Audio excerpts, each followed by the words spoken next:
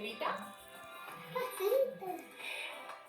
Welcome back. Now joining the discussion is Dr. Doreen, along with board-certified neuropsychiatrist Dr. Daniel Amina. Hey, Dr. Amina.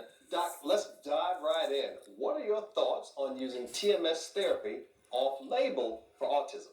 It's quite common, and unfortunately, because certain tools that we have that are more on-label aren't as readily available, or someone may struggle with finding the benefit they would hope to find from those particular tools. So off-label use is quite common. And I will just quickly add, so is informed consent, which basically means you're giving the risks, the benefits, the alternatives, and being clear and honest and saying this is an off-label option. Good psychiatric care is at times off-label. All right, well, I think we have a little debate, a little controversy here. Dr. Doreen, what do you think about this therapy in kids with autism? Well, the definition when we say off-label basically means that this particular intervention has not been studied in this particular population. So the problem for me, having, I've been seeing children on the spectrum of autism for 40 years, is that just as exciting as it is when it works for one child, it is damaging in a lot of other ways when it doesn't work.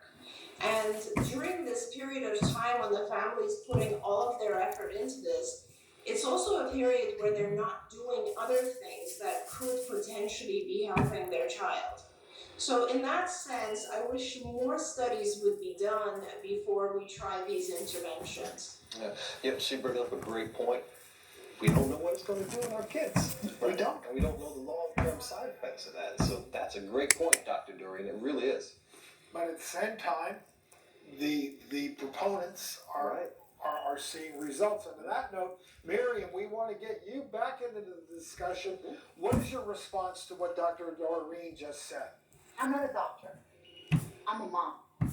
And so it's devastating when something that works for one child doesn't work for another. But that is autism.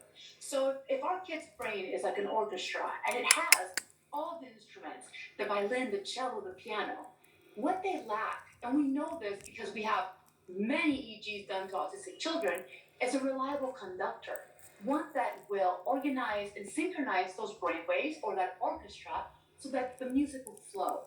And that is why when I went with my daughter who had an extremely disorganized brain, when things started to organize and synchronize, she started to speak, she started to become part of this world, she became present, her anxiety was crippling.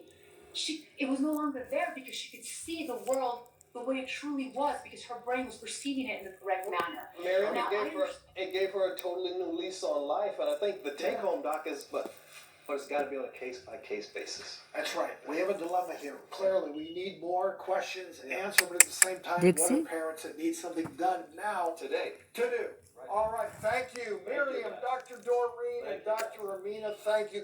Great discussion. We'll be right back. Thank you.